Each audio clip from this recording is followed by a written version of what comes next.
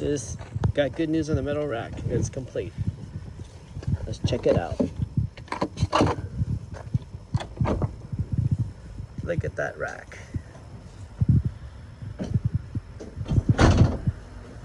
Guess it's like not evenly perfect, but the floor is not perfect either.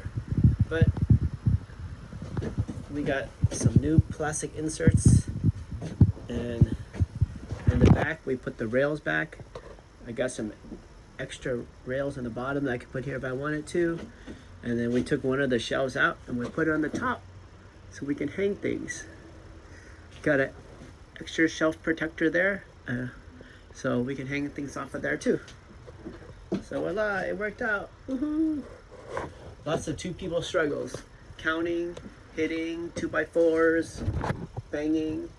And then because this is a plastic flooring, I put some luxury vinyl planks underneath to distribute the weight. Awesome.